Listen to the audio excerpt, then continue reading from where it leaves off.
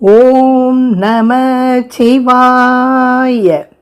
ஆடி அமாவாசை நாளில் திருவையாறில் திருக்கைலாய திருக்காட்சி விழா நடைபெறுகின்றது. வைராக்கிய பக்திக்கு அடையாளமாக திகழ்பவர் அப்பர்.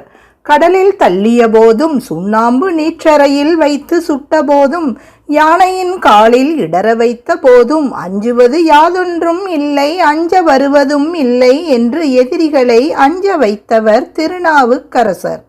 அப்படித்தான் தள்ளாத வயதிலும் கைலையை தரிசிக்க எண்ணிய அப்பர் பெருமான் ஈசனே முனிவராக வந்து தடுத்த போதும் தளராமல் கைலையை நோக்கி சென்றார்.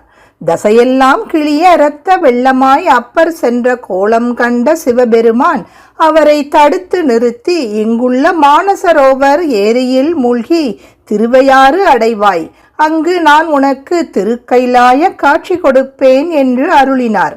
அதன்படியே அப்பர் பெருமானும் ஏரியில் முங்கி திருவையாறில் எழுந்தருளினார். அங்கே அவர் கண்ட திருக்கோல காட்சி அற்புதமானது. தேவர்களும் சிவகணங்களும் தொழுதிருக்க ரிஷப வாகனராக அன்னை சக்தியுடன் திருக்காட்சி அளித்தார் ஈசன்.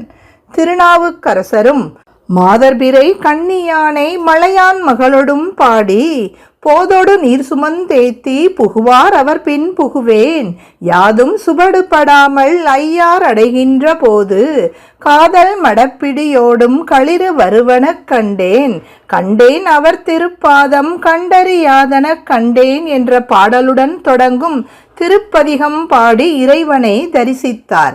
இந்த அருள் சம்பவத்தை போற்றும் விதமாக ஆடி அமாவாசை தினத்தில் திருவையாறில் திருக்கைலாய திருக்காட்சி ஐதீக விழா நடைபெறுகிறது.